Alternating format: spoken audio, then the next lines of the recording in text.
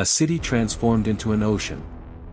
Rome was a city that had seen everything: gladiatorial blood soaked into the sand of 100 arenas, wild beasts imported from 3 continents, chariot races that left the air thick with dust and screaming. But nothing prepared Roman citizens for the moment when the city itself became the sea. The word is Naumachia, from the Greek nous, ship, and mache, battle. It described both the event and the venue. A full-scale mock naval battle, staged in an artificially flooded arena or basin, fought by real men on real warships, with real casualties. Not a performance. Not a spectacle with blunted weapons and theatrical smoke. Men died. Ships burned. The water turned red. For the emperor who commissioned it, a Naumachia was not merely entertainment. It was a theological statement. If Caesar or Augustus could summon an ocean in the middle of a landlocked city, could flood a quarter of Rome at will and drain it again by nightfall, then what were they, if not gods? Julius Caesar, the first flood. The first Naumachia in recorded Roman history took place in 46 BC, staged by Julius Caesar as part of his 4-day triumph, the largest celebration Rome had ever seen. Caesar had just returned from campaigns in Gaul, Egypt, Pontus, and Africa. He needed a spectacle worthy of a man who had conquered the known world, and he found one. On the Campus Martius, the field of Mars, Rome's open ceremonial ground, Caesar ordered the excavation of an enormous artificial basin. Engineers lined it with layers of clay, lead, and volcanic cement to hold the water. Aqueducts were rerouted. The basin was large enough to accommodate warships. Tyrrhenian vessels on one side, Egyptian on the other, in deliberate commemoration of his Egyptian campaign and his alliance with Cleopatra. The combatants were prisoners of war and condemned criminals, thousands of them, pulled from the cells of Roman prisons and the holding camps of conquered territories, given oars and weapons, and sent out to die in what would become the most talked about afternoon in Roman memory. For spectators who had never seen the sea, who had grown up in the stone and dust of a landlocked city, the sight of full-sized warships maneuvering inside the city limits was genuinely incomprehensible.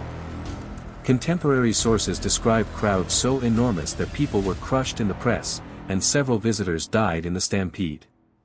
Augustus and the Battle of Actium, recreated. Caesar invented the Naumachia, but it was Augustus who gave it permanence. In 2 BC, to celebrate the dedication of the Temple of Mars altar and the inauguration of his new forum, Augustus staged a Naumachia that outdid his adoptive father in every dimension. He had a permanent basin excavated across the Tiber, the Stagnum Augusti, roughly 533 meters long and 355 meters wide, fed by a dedicated branch of the Aqua Alsietina aqueduct, a water supply built specifically and solely for this purpose. This was not a temporary installation. This was infrastructure at imperial scale. The battle staged that day was the Battle of Salamis, the legendary 480 BC confrontation in which the Greek fleet destroyed the Persian armada and arguably saved Western civilization. 30 full-sized warships took part, with 3,000 combatants. Ancient sources record that the surrounding forests had been cleared to give the audience better sightlines, and that the roar of the crowd could be heard across Rome. The Stagnum Augusti remained in use for decades, eventually becoming a pleasure park and garden as the imperial appetite for Naumachia faded. Engineering the impossible. The logistical demands of a Naumachia were staggering, a feat of civil and hydraulic engineering that would be ambitious even by modern standards. The basin had to be excavated to a depth sufficient to float trireme-class vessels, which drew roughly 1 meter of water and could be up to 37 meters in length. The walls and floor required waterproofing against Rome's notoriously porous subsoil, layers of puddled clay, opus signinum, a hydraulic concrete made from crushed terracotta, and in some installations, sheets of lead. Water supply was the central problem. A city center basin of Naumachia scale required millions of liters just to fill, a process that could take days. The Aqua Alsietina, built by Augustus, delivered water specifically for his stagnum at a rate calculated to fill it within an acceptable window before an event. After the spectacle, the drainage had to be controlled and directed away from the city's foundations, an uncontrolled release would have flooded entire residential districts. Around the perimeter, tiered seating, cavea, was constructed, architecturally echoing the form of a circus or amphitheater. The imperial box was elevated above the waterline on the long axis, giving the emperor a panoramic view of the entire engagement. For the audience in the upper tiers, far from the action, the visual effect would have resembled looking down at a moving map of a naval battle, abstract, vast, and alive with smoke and fire. Claudius and 19,000 men on a lake. If Caesar was the inventor and Augustus the architect, Claudius was the man who pushed the spectacle to its logical extreme. In 52 AD, to celebrate the completion of the massive drainage tunnel he had commissioned for Lake Fucino in central Italy, a project that had taken 11 years and employed 30,000 workers, Claudius staged the largest Naumachia in Roman history. The venue was the lake itself, still full before the drainage was completed. 2 fleets, representing the Sicilians and the Rhodians, were assembled with a combined complement of 19,000 men. The surrounding shores were ringed with soldiers to prevent escape, a precaution that tells you something about the expectations of the participants. Claudius and his wife Agrippina watched from a gilded platform on the water's edge, dressed in military cloaks. It was here, according to the historian Suetonius and later writers, that the phrase Ave, Imperator, morituri te salutant, Hail, Emperor, those who are about to die salute you, was supposedly spoken. Whether this was a coordinated mass shout or a single voice in the crowd, whether it happened at all or was embellished in the retelling, historians still argue. What is not disputed is the scale, 19,000 human beings, on water, fighting for their lives while an emperor watched from a gilded chair. The battle began badly. The men, aware that fighting to the death was expected of them, initially refused to engage. Circling their ships, waiting, until Claudius threatened them with the soldiers ringing the shore. The battle that followed was described by Tacitus as genuinely ferocious, driven by desperation rather than martial spirit.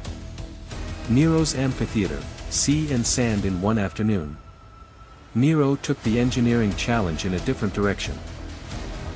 Rather than flooding a lake or a temporary basin, he commissioned an amphitheater in Rome equipped with a permanent hydraulic system capable of filling the arena floor with water in hours and draining it just as quickly. This meant that a single afternoon's program could begin with a Naumachia, drain the water between sessions, and continue with land-based gladiatorial combat or beast hunts, the full Roman spectacle menu, in sequence, without the audience leaving their seats. The engineering required for this, controlled flooding and drainage of a structure the size of a small stadium, on a schedule tight enough to fit within a single entertainment event, represents one of the more impressive feats of Roman hydraulic engineering, and one of the least discussed. No detailed technical description survives. We know it worked because ancient sources record it working. How, exactly, remains a matter of scholarly inference. The fate of the survivors. One of the stranger questions raised by Naumachia is what happened to those who survived. In gladiatorial combat, a fighter who performed with exceptional courage and skill could be granted missio, release, reprieve, life. Did the same logic apply to Naumachia combatants? The evidence is fragmentary and contradictory. At Caesar's Naumachia of 46 BC, ancient sources suggest that survivors were simply freed. A gesture of Caesarian magnanimity that served his political image as well as it served the men. At Claudius's Fucine Lake spectacle, participants initially refused to fight partly because they expected to be killed regardless of the outcome. Claudius's threats suggest he had not promised survival to the winners. The general expectation appears to have been death for the defeated fleet and uncertain mercy for the victors, depending entirely on the mood of the emperor. This uncertainty was itself part of the spectacle's psychology. The men fighting had no contract, no professional standing, no gladiatorial guild to represent their interests. Their lives were gifts that had already been confiscated by the state. Whether they were returned depended on a gesture from the imperial box, a thumb, a nod, a word. The audience knew this. The combatants knew this. The emperor knew it best of all.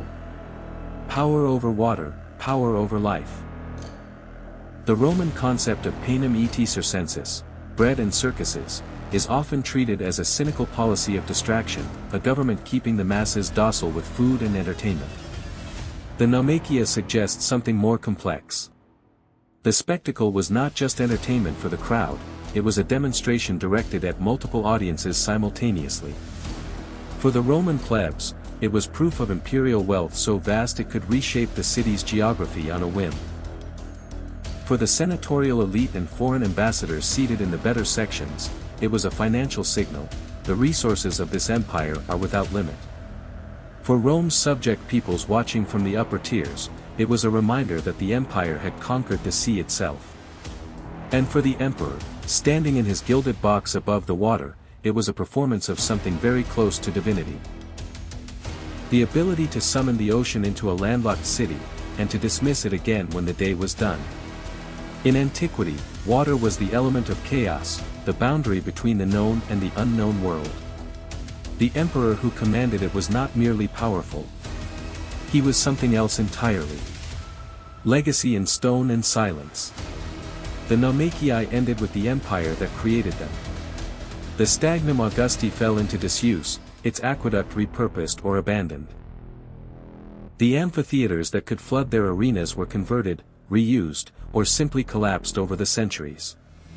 The Colosseum, which some ancient sources suggest may have been capable of partial flooding for small-scale Naumachii, though this remains debated, survives as the most recognizable ruin in the world, its arena floor long since exposed to show the underground hypogeum below.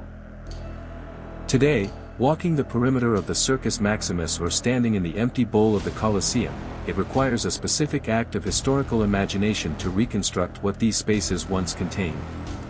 Not just the noise and the blood, but the water, the improbable, impossible water, hauled from distant aqueducts into the heart of Rome, filling a stone bowl the size of a city block until it became, briefly, terrifyingly, a sea.